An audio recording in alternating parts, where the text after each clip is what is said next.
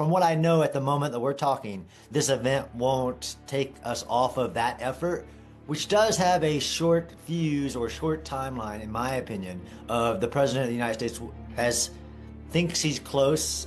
We think we're close, and they're going to let that play out until we hit, like we did, actually, if people remember, right before Operation Epic Fury on February 28th, and right before restarting operations in the past.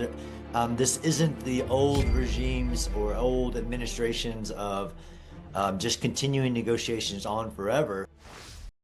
Welcome, everybody, to this episode of the Benjamin Anthony Show, a product of the MirYam Institute, and I'm delighted to be joined by in-house analyst at the MirYam Institute and world-renowned military scholar John Spencer to discuss all that is worthy of discussion today on May 26, 2026. John, great to have you with us.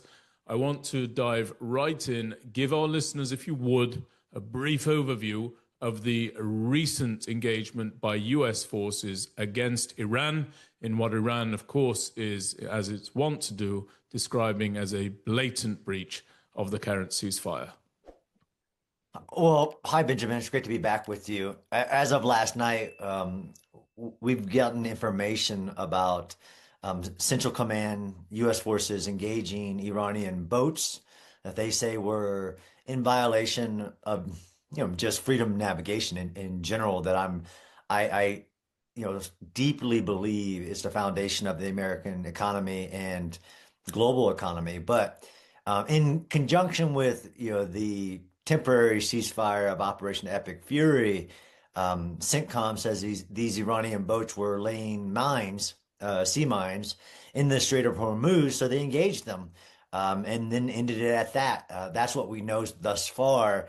Of course, we live in the world of speculation online of everybody, but that's the official statement from CENTCOM, and we've been in multiple weeks of, in relation to that event, we're in a wait and see period on, is there something larger to it? And of course, there is a lot of plausible deniability between the Islamic regime in Iran, and there had been in the past of, well, that wasn't us, or whatever. But that's what we know so far. I don't think, and what CENTCOM says, it's not a return to combat operations. It is actually upholding of the ceasefire blockade status that the United States has imposed on the Strait of Hormuz. While you have a lot of rhetoric and talk coming from voices or accounts in the Islamic regime, that's where we think the situation is at the moment.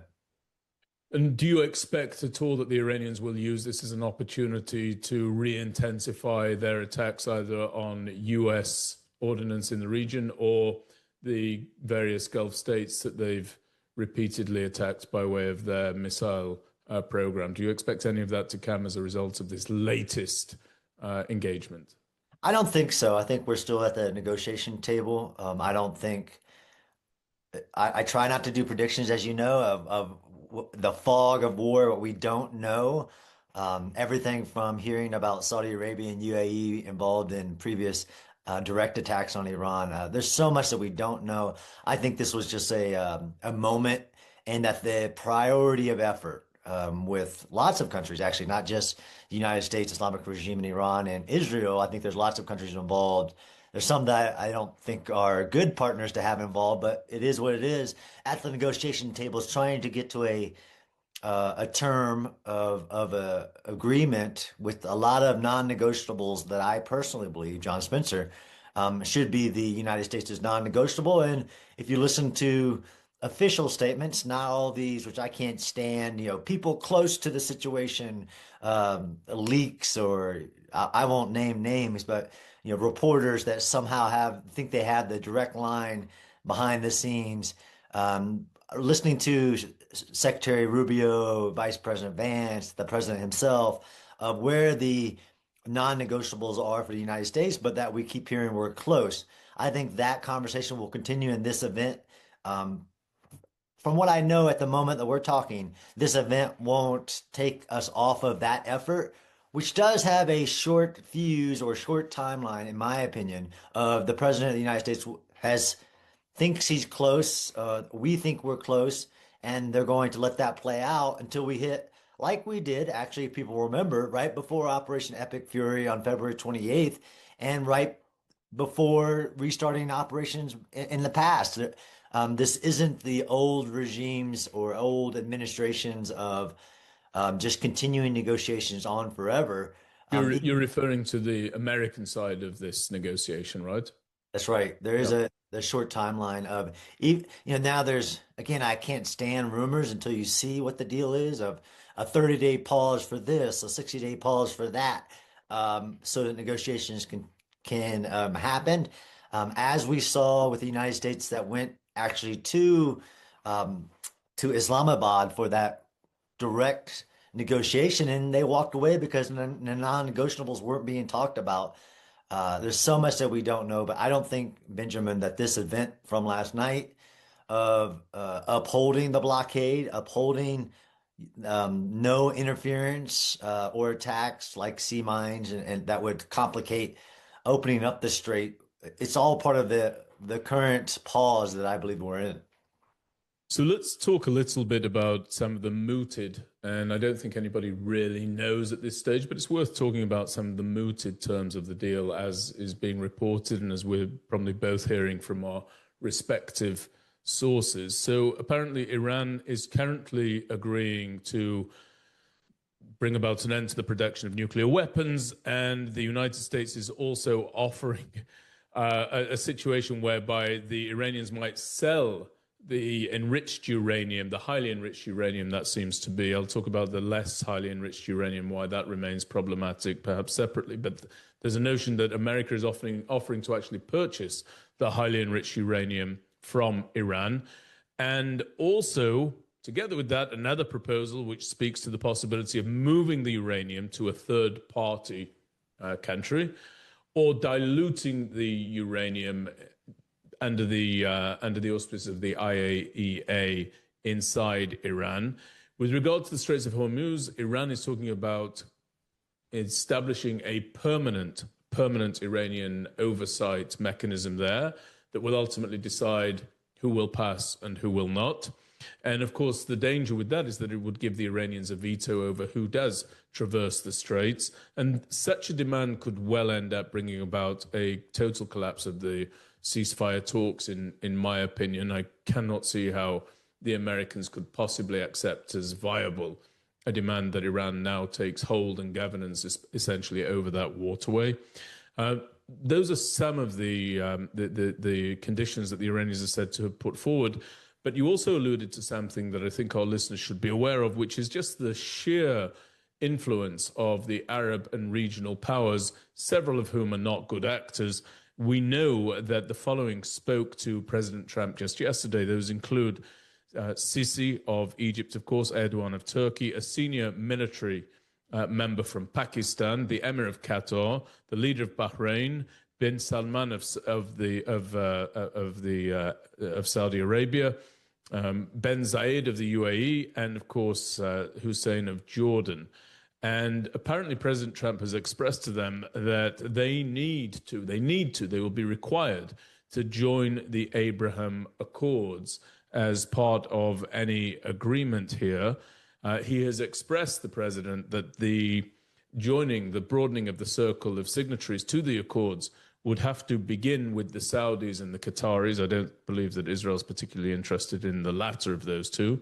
And President Trump is said to have asserted that if they do not join, it's an indicator of bad faith on the part of those actors, and that therefore they should not consider themselves to have too much influence over the ultimate terms of any deal that America strikes with Iran. So I know I've hit two large issues there. What are your thoughts on both of those issues, the mooted terms of the deal and the pressures or the engagement by Arab and regional forces with the Americans at this time?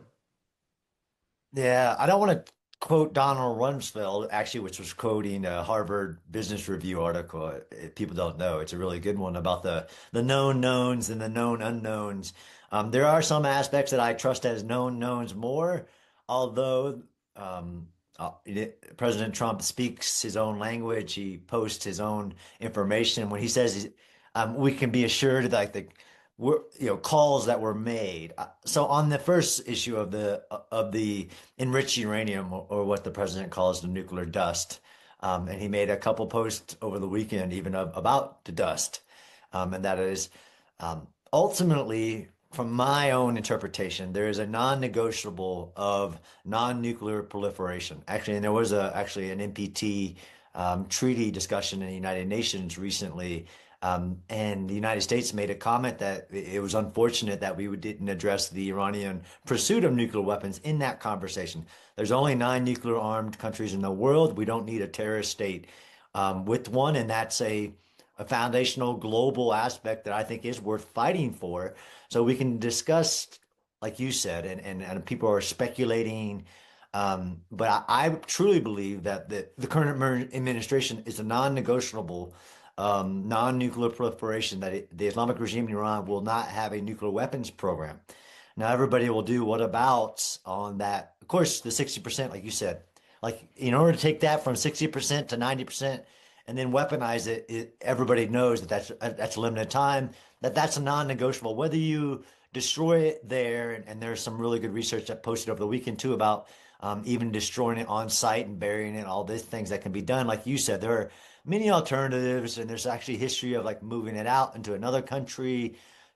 Whether what they get in return is as part of negotiations, but that's a foundational aspect of you will not have a nuclear weapons program, period.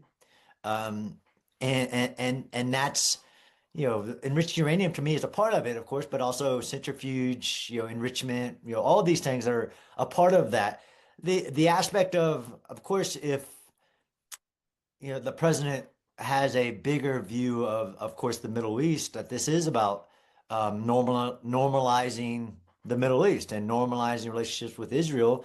And that I found that really refreshing, that that's where the administration is thinking about, look, we're going to address this threat to the world and to the Middle East.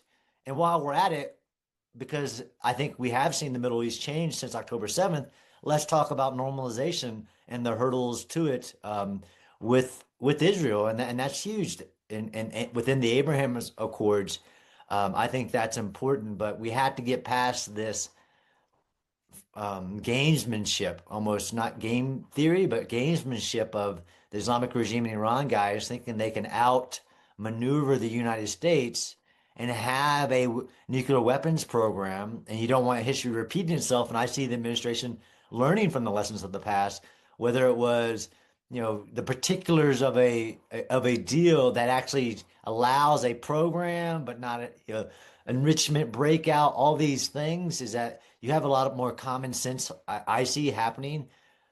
All of those actors they talk to, of course, since it has changed, and even the Islamic regime in Iran's response to epic fury and attacking all of these countries, attacking not just the Strait of Hormuz, but very significant economic resources, and launching missiles at everybody, means that there are a lot more people involved in this, and having them brought into the deal, I'm a fan of. There are a couple that every country acts in its interest first, but you see this larger plan and actually change the conversation over the weekend of, wait a minute, that's pretty big. If all of these countries could be brought into the Abraham Accords, that would be historic as much as the first Accords were. But we had to address the threat and the non-negotiables of non-nuclear proliferation and freedom of navigation, no toll system. And again, this is where the speculation was happening of like all these terms that where people were speculating. You can't weaponize that economic through point and say that, well, Iran's going to discuss how much they'll control of it. Like, no, it matters for the world that it's a freedom of navigation, although you can talk about territorial waters and all of this stuff, that can't be allowed to establish a new standard that would apply around the world. Yeah, and it's quite clear to me that you're expressing, and I agree, that the president does not seem to be entreating these regional powers to join the Abraham Accords, and that will be the payoff for getting a bad deal with Iran with regard to its nuclear program. Rather, it's both both have to be accomplished. The non-negotiable of Iran ending its nuclear weapons pursuit needs to be in hand. And if these other countries want to be part of the conditions and the conditioning of such an outcome, they need, according to what's been reported, they need to jump on President Trump's proposal that they join the Abraham Accords. So both going hand in hand. How realistic that is remains to be seen. But it is worth noting that the Iranian foreign minister and the central bank head of Iran were in Doha trying to get the early release of frozen Iranian funds in order to show some sort of success to the home front, that they are somehow making some sort of headway with regard to the negotiations with the Americans, even if it's just financial and economic relief. So they're obviously concerned about their own population in terms of how long they can continue this situation in Iran. I don't mean they're concerned about them. It wouldn't seem in a humanitarian sense, but they do want to show some sort of success there. On the issue of non-negotiables, John, we are in a situation where America has its non-negotiables and Israel has a completely different set or a different set of non-negotiables. So we in Israel, we have said the following: Iran must end its nuclear weapons program. That would seem to be aligned with the American priorities. Iran's ballistic missile production and delivery systems must be brought to an end. And we've also said that we want the end of the arraying of Iranian proxies on Israel's borders. Those include multiple proxies. But the one I want to talk about is, of course, Hezbollah. So Hezbollah has been tied by the Iranians as a result of this negotiation, or in the course of this negotiation, to the outcomes at hand, to the outcomes that are being discussed. And Israel has had its hand against Hezbollah quite definitely stayed for now. Now, it's recently been reported that the IDF is about to take on a much more offensive posture and actually start moving. In fact, at the time of this recording, start moving in beyond southern Lebanon to start taking the fight to Hezbollah beyond the zone in which the IDF is operating currently in a broadly defensive manner and taking, as I said, a much more offensive posture. But there does seem to be a problem here because the situation of having Hezbollah flying these explosive drones onto our troops and even into the homeland is completely untenable. It cannot be expected to be absorbed. And it is one of Israel's non-negotiables. And yet Iran seems to have negotiated with the Americans that this will be allowed, and that the negotiations as they take place between America and Iran encompass Israel's freedom of movement against Hezbollah, which is absolutely an Iranian proxy. How do you think Israel can cut that nexus that the Iranians managed to establish between the Iranian front and the Lebanese front, both when it comes to Iran's pursuit of nuclear weapons, all of the negotiations that are taking place attendant to that, and of course its proxy right on Israel's border?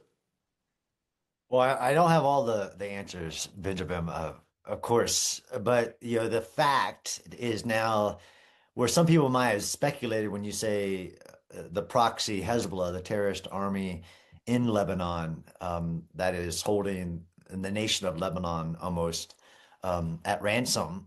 Nobody can say it's not a proxy of the Islamic regime in Iran now because they say it is, and exactly they have officially tied it to that. Which, yeah. Which is, I mean, it should debunk a lot of the misinformation. I mean, let alone the financial. I mean, just in 2025, they provided $1 billion to Hezbollah. But the fact that they are tying it to this larger operation, as in their kind of negotiation point, this has to be addressed. And then people, and you and I think, talked last, this isn't between Israel and Lebanon. This is about Israel and the terrorist army of Hezbollah, which happens to be within portions of Lebanon. And it's almost, there should be a campaign to free Lebanon of Hezbollah.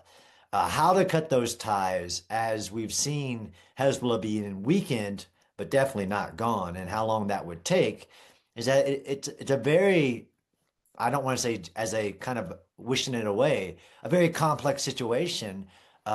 So even the peace that supposedly that is to be sought is a peace between Lebanon and Israel, and they actually have a mutual interest to remove this threat. And what Iran, in my opinion, so there's a very frayed line at this point going from the Islamic regime to Hezbollah on its ability to fund it, to resupply it, to arm it, to now allow it to survive. It's a very frayed line with the loss of a lot of the logistical lines, loss of an air force, loss of the land bridge between Iran through Syria.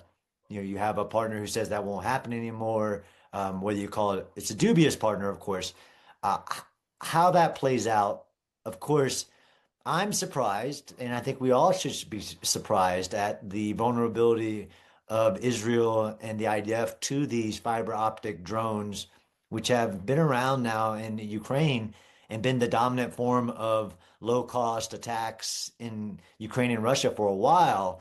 That Hezbollah has now caused that, where the one threat was, of course, their rocket supply, to be their asymmetric attack at this point.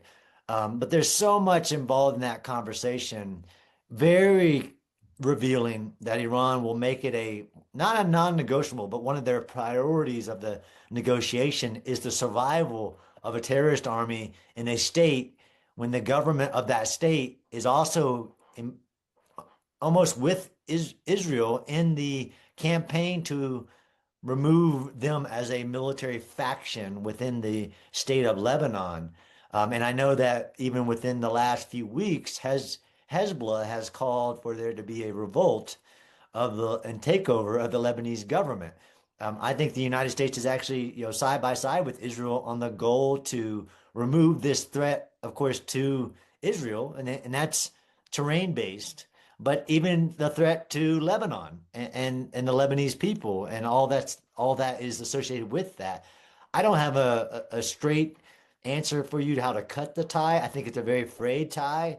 Uh, and we don't want to say the weakest it's ever been, but I mean, it's the weakest position, of course, Hezbollah, with all new leadership that they've been with no real direct resupply, rearmament happening, and their future as they try to figure out their future with their biggest partner, Islamic regime in Iran, directly trying to allow them to survive and set the seeds for rebuilding and the next war. I think there are a lot of people involved in that. I don't know how it plays out. I personally, John Spencer, do not think that Israel should give up those five strategic vantage points until Hezbollah is no longer a threat to Israel.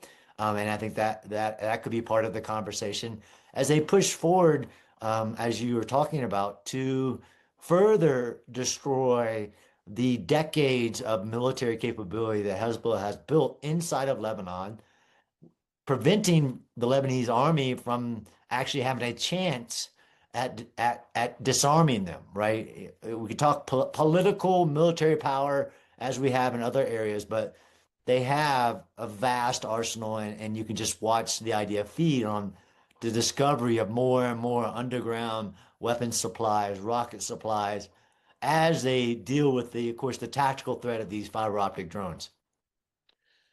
Yeah, I mean, I was discussing on last week's podcast the idea that ultimately there are two alternatives with regard to Hezbollah that Israel has. They can either go and occupy all of Lebanon, which I don't think anybody has any appetite for and we don't want to do, or you ultimately have to deal with the patron.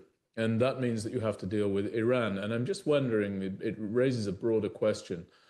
What is the complete aversion that is withholding America from using all that it has at its disposal, and Israel, all that it has at its disposal, from actually bringing about an end to the Iranian menace? You know, as I look back at recent military history in Israel, and I think about several campaigns, including campaigns in which I served, so going back to the Second Lebanon War, unbelievably nearly 2 decades ago in 2006, and I think about Pillar of Defense, and I think about Protective Edge, and so on, you would have this situation where Israel had the ability to go and smash the enemy and would routinely decide against that outcome. It would routinely decide that actually what you wanted to do was just give the enemy enough oxygen to keep on breathing, but rob it of some of its most imminent pressures on the security of the state of Israel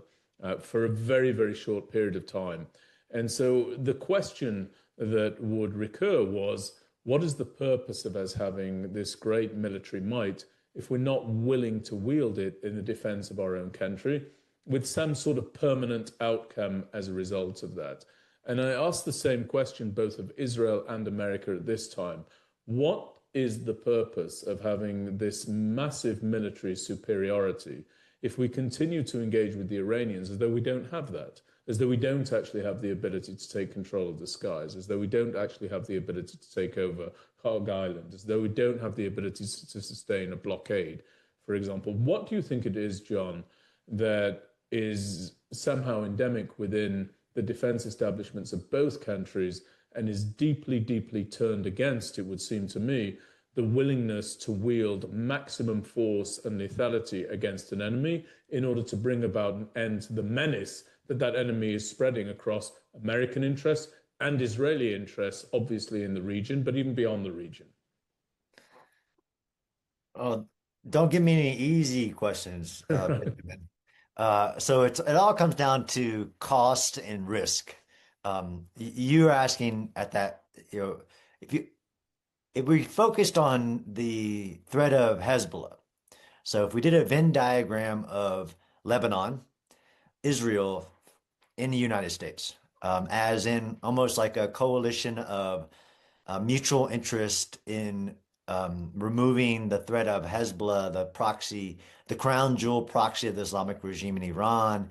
I personally was attacked in Iraq by Kataib Hezbollah. The and the threat that it was. Um, there is no perfect answer, Benjamin. I know you're even more of a realist than I am on this is the goal. Why can't we get there? But the political cost to who we're talking about, whether that's United States, Israel, allies, Lebanon, all of this aspect. I could almost talk more in reality because there are less complexities for me in the Hezbollah question when it really comes down to who has the money, who has the arms, right? And really, if the history of Lebanon, you know better than I, but the economic vitality and strength of the Lebanese government, even after the Beirut catastrophe of the explosion that happened, and what it does when you have Hezbollah being funded by billions of dollars, whether that's through the drug cartel that was in Syria or the actual direct funding from the Islamic regime. If we if we go back to talking about why can't we do what we need to do in Iran and take this, what everybody would agree, not everybody, but kind of on one side of the table is this global threat. I like that talking about the two global priorities of non-nuclear proliferation and freedom of navigation. But once you start talking about Iran, then you have a more great power competition aspect of, because we haven't even mentioned the word Russia or China at this moment, and let alone the connections to the global economy and the petrodollar and all those aspects of the Gulf states. That is this a much larger great power competition in Iran. I personally, John Spencer, agree with you that Operation Equip Fury was having great success. And like calculations of people that I listen to, like General Jack Keane says, we only needed a couple more weeks of continuing what we were doing and they would break. Um, why couldn't we? There are some things that I just don't even know on the larger great power competition to the larger global economic cost and risk that were being played out at the time. Um, and some people being willing to, of course, Israel is always by nature of survival, willing to risk more for survival than some of the other actors involved, as we've seen, although this is a historic operation the United States did against Iran with side by side with Israel, which will go down in history as something very unique.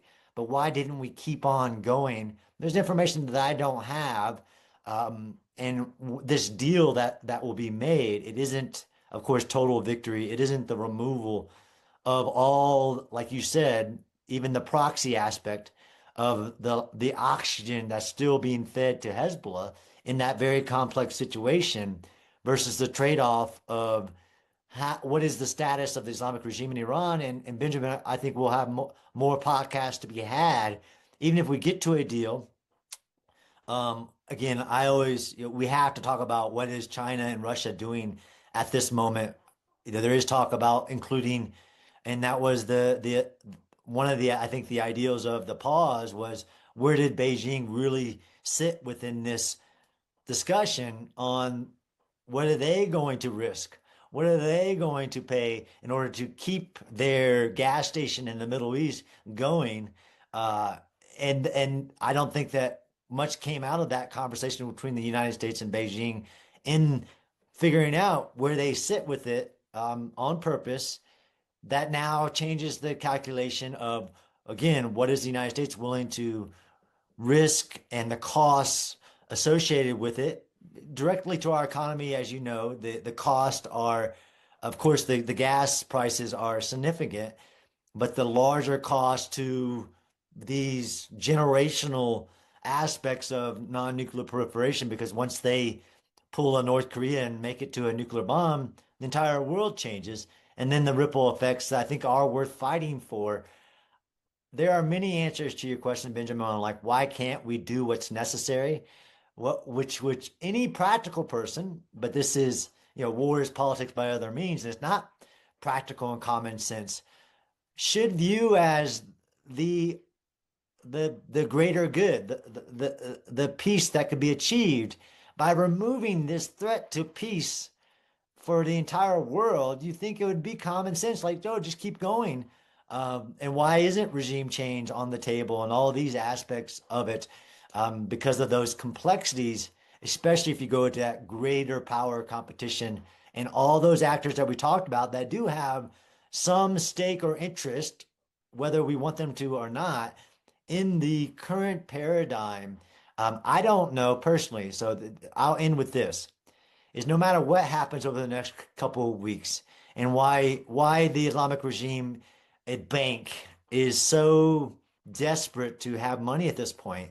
I don't know for sure, if nobody can tell you, whether the Islamic regime in Iran survives the war. It might make a deal with the United States that is within the non-negotiables, which they really need money. I don't know if they survive, but I do know, as we talked last time, that no matter what, it isn't a perfect situation, because they're currently not willing to pay the price to have that victory. Israel will be safer, and the Middle East will be in a safer position for a certain amount of time, and we could discuss like worst case scenarios that we don't know about, in trying to game out the future 5 years from now, 10 years from now, 20 years from now. Well, I think, again, from an Israeli perspective, we're really in a lot of trouble if we do not bring about a conclusive outcome here. And I want to explain why. In my opinion, John, the entire Zionist project, and indeed the fate of world Jewry, diaspora Jewry, really does come down to this campaign. Because we have seen how the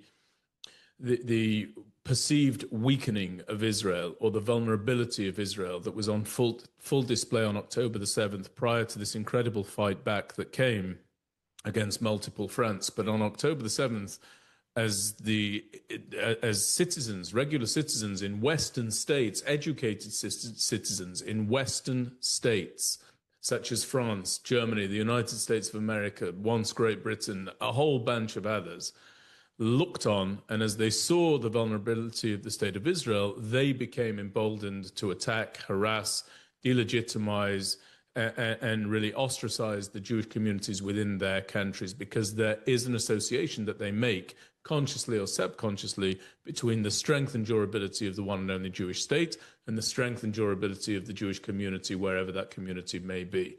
And so in order to bring a better, safer, more secure existence back to diaspora Jewry, including in the United States of America, Israel really needs to show that the state of Israel is an absolutely sure thing.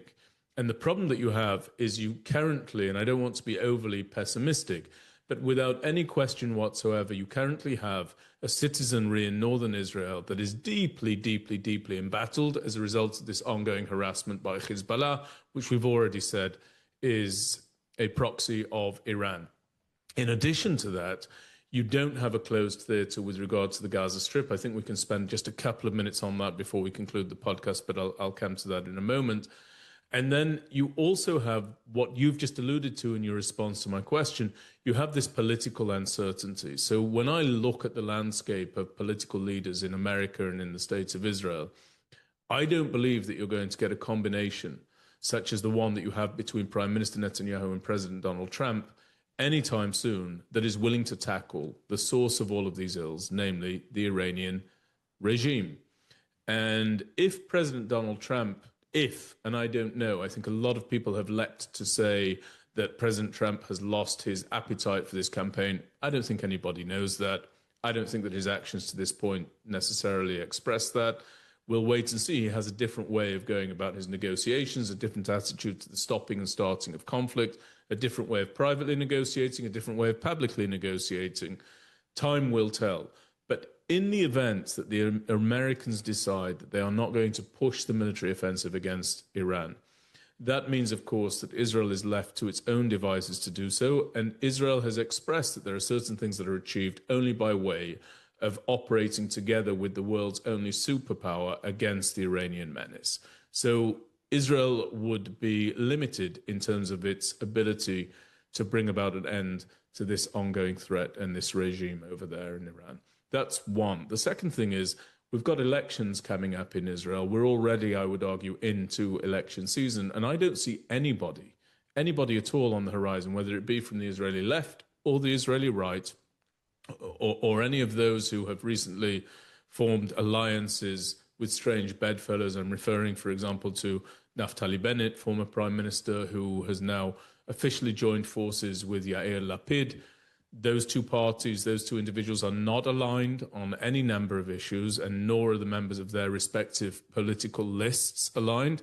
We've also got Gadi Eisenkot, who's a former chief of staff of the Israel Defense Forces, tragically lost his son and two of his nephews in the aftermath of the October 7th attack, but not a particularly impressive chief of staff when he was in situ, and I don't find him to be a particularly effective politician. And then I think about what might be in the offing on the American side. And John, as I say all this, I want to make it clear to our listeners, you're not here to give political commentary. I'm going to give some of that, and then I want you to talk about how that might play out in a military sense or in the sense of warfare. But I look at what's on the scene currently in the American political landscape. And if we look at the left and we think about people from the Democrat side, whether that be AOC, unbelievably, her name is being thought of as a potential presidential candidate, or Kamala Harris, I would argue even more unbelievably, or if we talk about people like Rahm Emanuel, who's making noises about wanting to run for the position of president, or even Governor Josh Shapiro or Governor Gavin Newsom, those are all characters on the left, and the list is more extensive than that to include people like Pete Buttigieg and others. And then I think about the political right, and I think about individuals like Marco Rubio, and I think about J.D. Vance, and I think about some of those other individuals who may throw their hat in the ring, maybe even a Ted Cruz.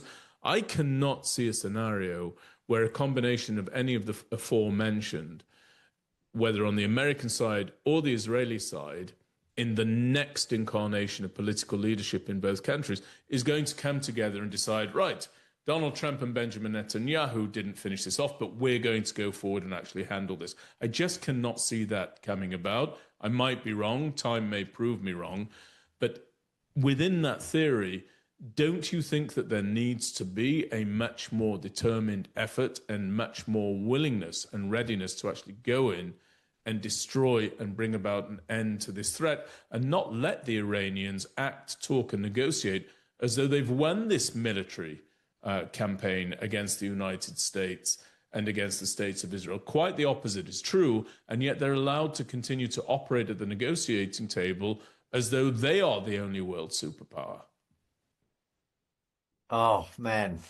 So one, people try to figure out my politics, and honestly, Um, don't reveal that. I have my own personal opinions. Yeah, I and by the way, John, just to make you feel totally comfortable with your answer, nor should you. Nothing that yeah. I've said is there to Yeah. make you divulge anything that you don't No, want to no. I divulge. just try to say being Yeah, objective as possible. yeah, yeah, absolutely. Please do. And you can't talk about war, and I think the way you framed it perfectly, you can't talk about war without talking about the political realities. And why your question about why can't we do the right thing, even with Iran, involves domestic political considerations, international political situations, and of course, the United States being the only superpower, not just because of it has the most powerful military in the world, because of economic political information, all aspects of that.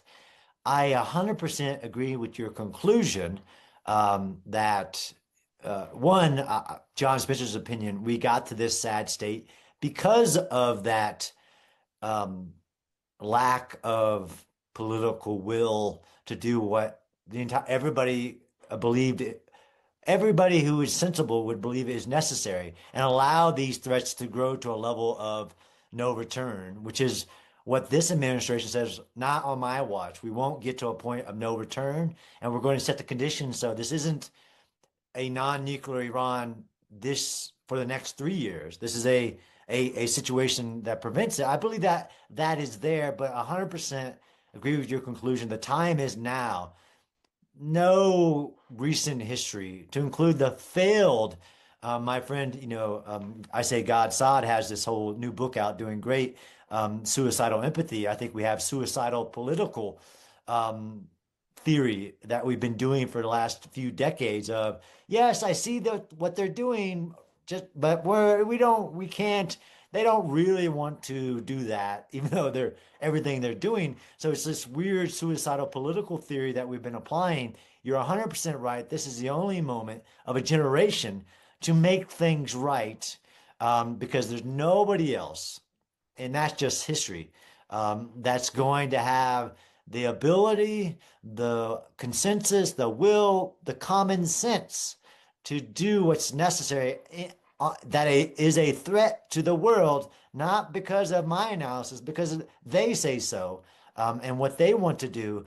That last bit of your question. So yes, the time is now. You have to get it right, and history will tell. There's all this speculation, and I wish we would hold some of these other analysts accountable to their insanity of they know what's happening in Iran. They know what's happening in negotiations. They know what the future is. They know that the United States has already failed and Iran is now a superpower because they control this, this economic strait that impacts certain countries more than others.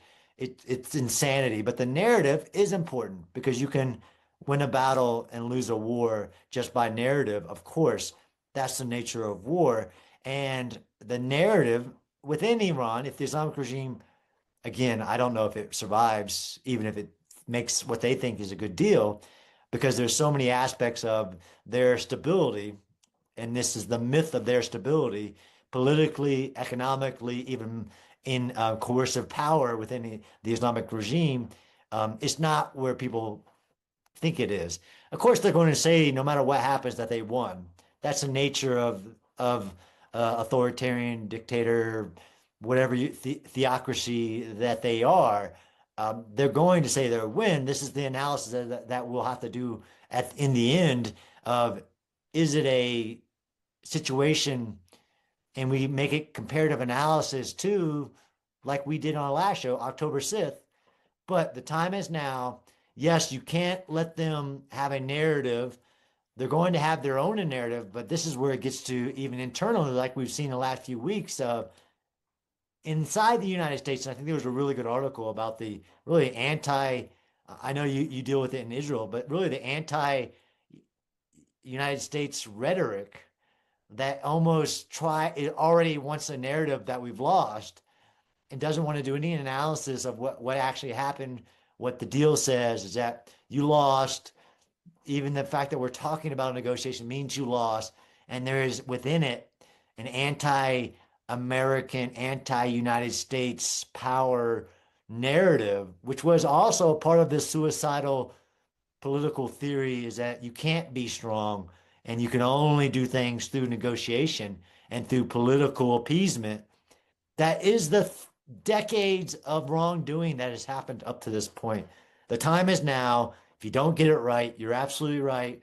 We're just going to go back into that political suicidal theory that is everybody's a good guy. Nobody has evil Mhm. interest. Nobody, yeah, despite what they say and how they start their parliament, they don't really want to do that. I agree with you, Benjamin, and time is now. Yeah, and I just will say that for many, many years, John, I would hear Israeli analysts talking in the media, and I'd read their articles, and I'd even interview them, and they would repeat this ridiculous, overly intellectualized theory about the nature of our enemies. They'd talk about Hezbollah rearming or building out their arsenal or drawing closer to the border. They'd talk about Gaza and the Gazans and Hamas constantly drawing closer to the border.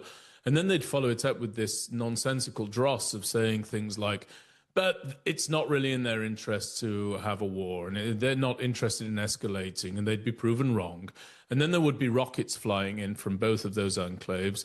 And even though there were rockets flying, particularly from the Gaza front, they'd still be on TV saying that Hamas is doing X, Y, Z. It's trying to communicate this, that, and the other, but it doesn't really have an interest in escalating. Well, guess what? You're in the middle of an escalation.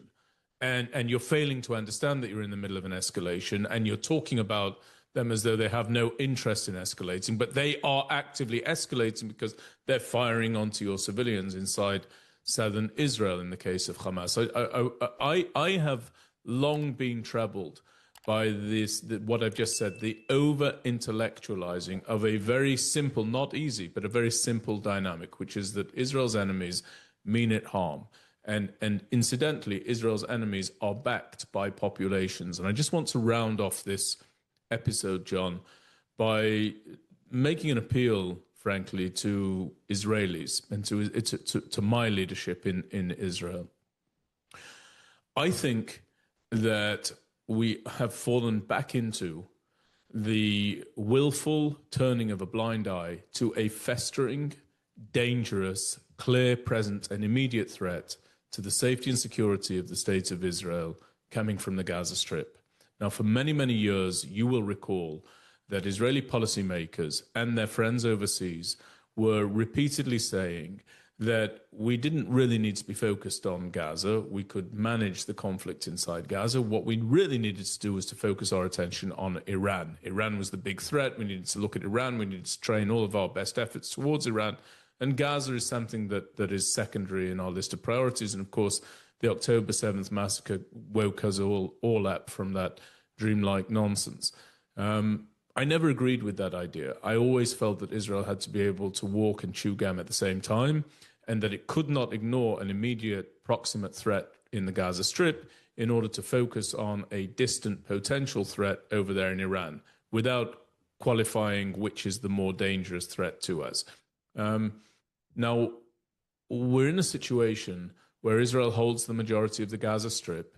Prime Minister Netanyahu expressed in a recent cabinet meeting that we hold more than the 53% that often is talked about in the media, that we're continuing to take hold of territory inside Gaza. But there is still a population there. And it's from among that population that Hamas is replenishing its ranks. It's that same population that cheered when our soldiers were dragged through Gaza with their entrails hanging out after October the 7th, that cheered and applauded in their throngs as our Holocaust survivors, our children, our women, our innocents were taken into the Gaza Strip.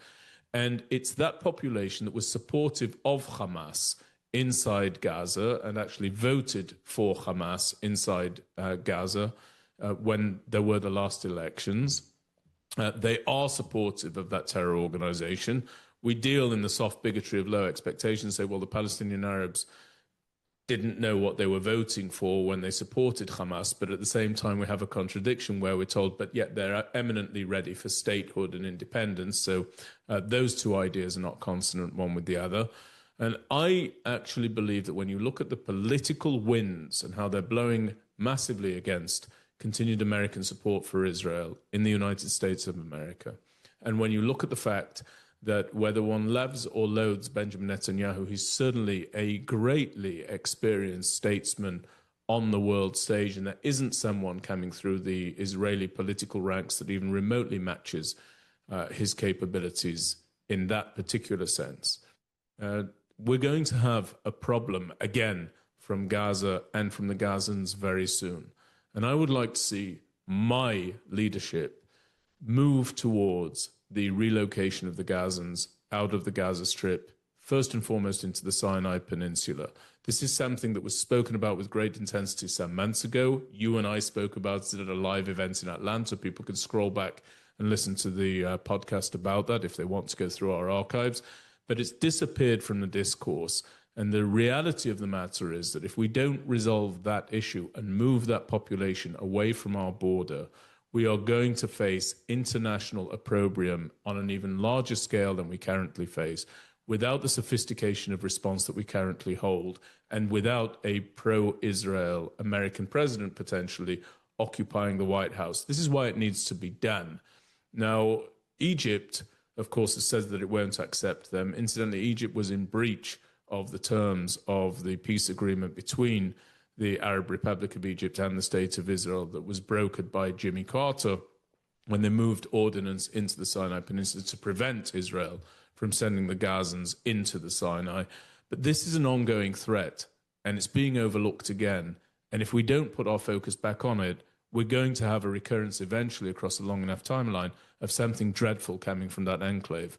What do you think is the likelihood, and you can say that it's completely unlikely if you wish, what do you think is the likelihood that we might have some more muscular diplomacy that deals with the relocation of the Gazan population en masse away from Israel's towns, cities, kibbutzim, and citizenry? Well, thanks for giving me the chance to answer that, Benjamin. I think it is highly unlikely that scenario would play just from an analysis of political feasibility. And I think you and I have differed and discussed that, where there is, of course, historical history, and whether it's Sir Andrew Roberts, Victor David Hansen, who talks about if it was any other country in any other, in the application of military history, after October 7th attack, what would have happened? Borders change, populations, they don't not forced because of international law of armed conflict. There is no forced displacement, but populations move.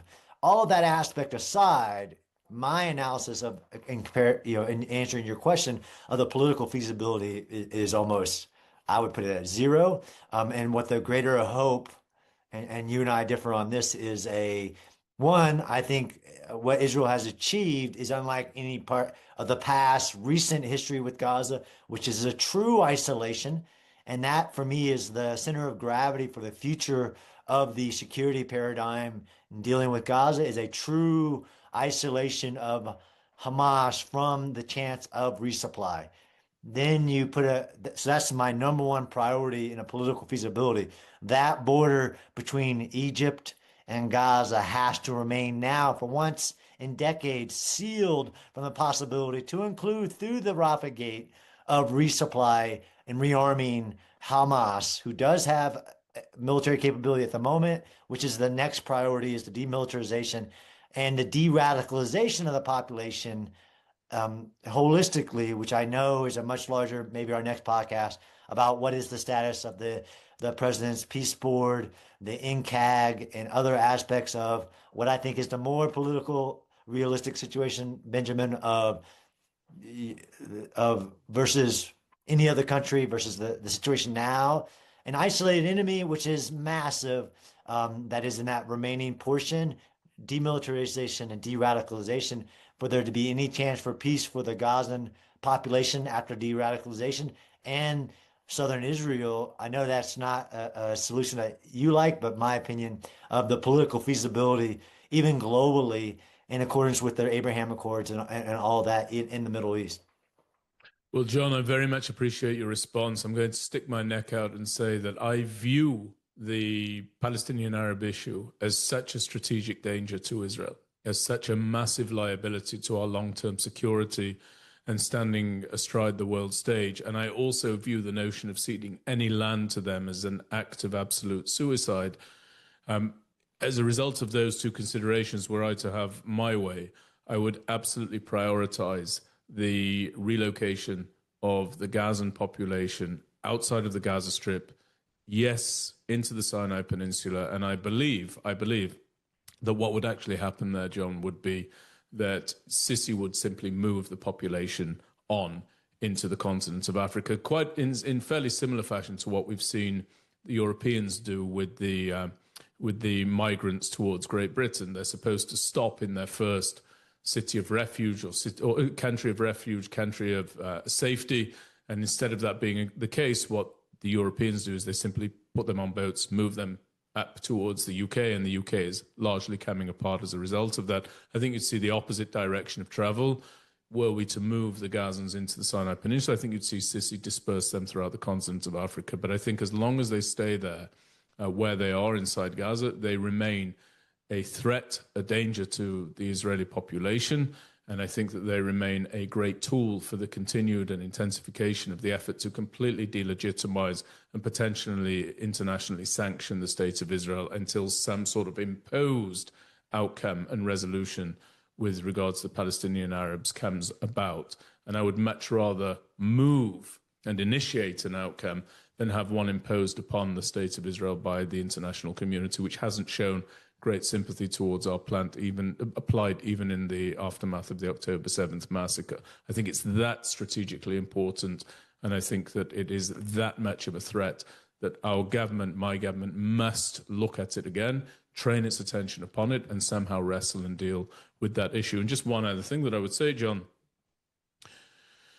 you know, I'm not a fan of the Gazan people. I've expressed why. I'm not going to spend time doing so on this particular podcast episode. But if one was a fan of the Gazan people, I can say this having served inside Gaza after the October 7th massacre. You can say this, I believe, after having traveled to the enclave several times for your extensive and exceptional research about the October 7th war, if we can talk about it in those terms. If one is a fan of the Gazans, one would not want them living in Gaza either, because the degree of distraction there is absolutely enormous. It's important for me to say that as enormous as that distraction is, it is equally justifiable and appropriate, but it's not a place for a population to be living. And so I would very much like to see my government retrain its focus on that quandary. It's a very serious quandary, and it shouldn't be demoted. In any event, John, it's been great to have you on. Thank you so much for your insights. As always, it really is a pleasure to be able to bring your views to our listeners and to our viewers. And I look forward to having you back on again very, very soon indeed. Thank you, my friend.